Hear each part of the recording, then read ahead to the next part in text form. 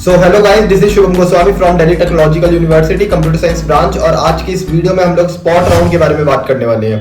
आपके 4 round Jack Delhi के complete हो चुके हैं। राउंड 5 का रिजल्ट आपका 23 ऑफ जुलाई को आने वाला है और इसके बाद आपका इंटरनल अपग्रेडेशन का राउंड होगा और उसके बाद आपका जाके होगा स्पॉट राउंड। तो स्पॉट राउंड के ऊपर मैंने पिछले साल भी एक वीडियो बनाई थी, जिन लोगों ने अभी तक नहीं देखी है तो जाके उसे चेकआउट कर लो। वो बहुत ही एक डिटेल्ड वीडियो है, 10-12 मिनट की वीडियो होगी। देन इस वीडियो में मैं आपको जैक दिल्ली के स्पॉट राउंड के बारे में अगेन अच्छे से एक्सप्लेन करने वाला हूँ। छोटी सी वीडियो होगी, एकदम कट टू पॉइंट होगी। पॉइंट टू पॉइंट हम बातें करेंगे कि स्पॉट राउंड कैसे होता है, स्पॉट राउंड के लिए कौन कौन एलिजिबल है, स्पॉट राउंड कहाँ पे होगा और कैसे होगा। तो फर्स्ट पॉइंट की बात कर लेते हैं कि स्पॉट राउंड होता क्या है। तो देखो, स्पॉट राउंड जैक दिल्ली के जो कॉलेजेस है, DTU, NSUT, IIT Delhi, DSU, तो ये सब कॉलेजेस मिलकर एक अपना स्पॉट राउंड कंडक्ट कराते हैं। जब आपके सारे राउंड 5 तक कंप्लीट हो जाते हैं जैक दिल्ली के, उसके बाद जो भी आपकी सीट वेकेंट बच जाती है, जिन बच्चों ने विड्रॉ कर ली अपनी सीट्स या कोई भी तरीके से जो भी सीट वेकेंट हो जाती है, तो उन सीट्स के ऊपर आपका स्पॉट राउंड कराया जाता है। जैसे कि मैं पिछले साल के डेटा की बात करूं तो पिछले साल IIT दिल्ली में 6 सीट्स वेकेंट थी, DTU के अंदर 150 सीट्स के आसपास वेकेंट थी। तो जो भी सीट आपकी वेकेंट बच जाती है उसके ऊपर आपका स्पॉट राउंड कराया जाता है। देन सेकंड पॉइंट की बात कर लेते हैं कि भैया स्पॉट राउंड के लिए कौन कौन एलिजिबल है। तो देखो, स्पॉट राउंड के लिए खाली वही बच्चे एलिजिबल हैं जिनको अब तक सीट्स नहीं मिली है। जिसको भी किसी भी राउंड में, राउंड 1, राउंड 5, राउंड 4, किसी भी राउंड में अगर सीट्स मिल चुकी है तो वो बच्चे एलिजिबल नहीं है स्पॉट राउंड के लिए।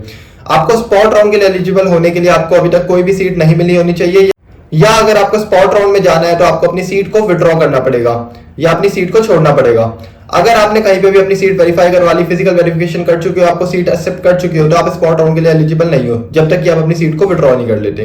देन थर्ड पॉइंट, बहुत सारे बच्चे पूछ रहे थे कि भैया स्पॉट राउंड में CS, IT, सॉफ्टवेयर जैसी ब्रांचेस मिलती है कि नहीं मिलती। तो देखो, मोस्ट ऑफ द केसेस में 99% ऑफ टाइम्स आपको स्पॉट राउंड में जो नीचे की लोअर ब्रांचेस है वही मिलती है। जैसे कि हम पिछले साल के डेटा के हिसाब से देखें तो DTU के अंदर मोस्टली स्पॉट राउंड में सीट्स कौन सी थी, एनवायरमेंट की, बायोटेक की और प्रोडक्शन वगैरह की। मैकेनिकल की, IT की, CS की, इसमें कोई भी सीट्स नहीं देखी जाती। तो अगर जो भी बच्चे ये सोच रहे हैं कि भैया हमें DTU में मैकेनिकल मिली है, जैसे कि अभी मेरे को रिसेंट एक बच्चे का कमेंट आया था कि भैया मेरे को मैकेनिकल मिली है, मेरे को और कोई अच्छी ब्रांच चाहिए, तो क्या मैं अपनी सीट विड्रॉ करके स्पॉट राउंड में बैठूं। तो मैंने उसे यही मना करा कि देखो, अगर आपको जो यहाँ पे मैकेनिकल मिली है, आपको स्पॉट राउंड में मैकेनिकल मिलने के भी चांसेस नहीं है। स्पॉट राउंड में आपको और नीचे की ब्रांच मिलेगी, क्योंकि स्पॉट राउंड में हमेशा लोअर ब्रांचेस ही बची होती है सीट्स, उसमें जो ऊपर की ब्रांचेस होती है वो सारी फिल हो चुकी होती है। देन फोर्थ पॉइंट है आपका कि भैया स्पॉट राउंड के लिए कौन कौन से डॉक्यूमेंट रिक्वायर्ड है। तो अगर आप राउंड 1 से काउंसलिंग करा रहे हो तो राउंड 1 से राउंड 5 तक जो भी आपको डॉक्यूमेंट्स जो भी लगे थे, जो भी फिजिकल वेरिफिकेशन के टाइम आपको डॉक्यूमेंट्स लगे थे, सेम वही डॉक्यूमेंट्स आपको स्पॉट राउंड में लेके आना है। स्पॉट राउंड का रिजल्ट आपका ऑनलाइन नहीं आता है, बाकी राउंड्स की तरह स्पॉट राउंड नहीं होता है, तो इसको बाकी राउंड की तरह कंसीडर बिल्कुल मत करना।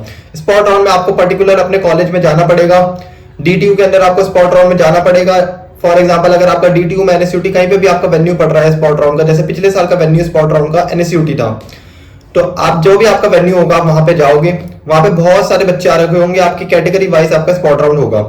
लेट्स से अगर आप SC ST कैटेगरी के हो तो उनका एक दिन का स्पॉट राउंड होता है।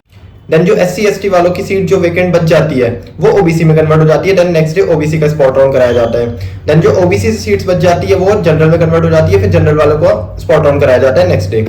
तो आपकी कैटेगरी वाइज आपका स्पॉट राउंड होता है। देन स्पॉट राउंड में आपका प्रोसीजर क्या होता है। तो फिफ्थ पॉइंट पे हम बात कर लेते हैं कि भैया स्पॉट राउंड का प्रोसीजर क्या होने वाला है।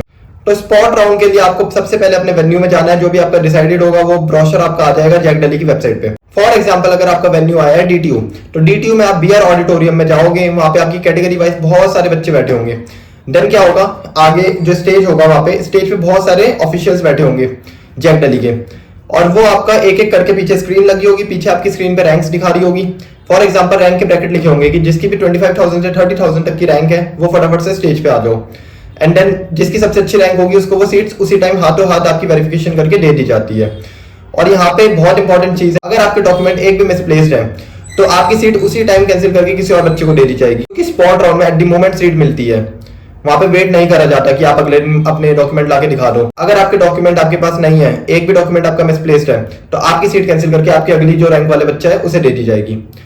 तो सिंपल सा प्रोसीजर है, रैंक के बेसिस पे आपकी सीट दी जाती है, अलग अलग रैंक्स आपकी स्क्रीन पे शो हो रही होगी, उसके हिसाब से आपकी अनाउंसमेंट होगी कि OBC कैटेगरी में जिसकी भी 30,000 से 40,000 के बीच में रैंक है वो फटाफट से स्टेज पे आ जाओ। देन उनमें से लेट्स सपोज अगर 100 सीट्स वेकेंट है स्पॉट राउंड के लिए और बच्चे हैं 1000, तो आपकी जो टॉप के जो 100 रैंकर्स होंगे, जिनकी टॉप की 100 रैंक होंगी कैटेगरी वाइज, तो उनको सीट्स मिल जाएगी। देन फिफ्थ पॉइंट की हम बात कर लेते हैं, भैया स्पॉट राउंड कब कराया जाएगा। तो देखो, स्पॉट राउंड आपका मोस्ट प्रोबेबली अगस्त के स्टार्टिंग में या ओरिएंटेशन के आसपास हो जाता है।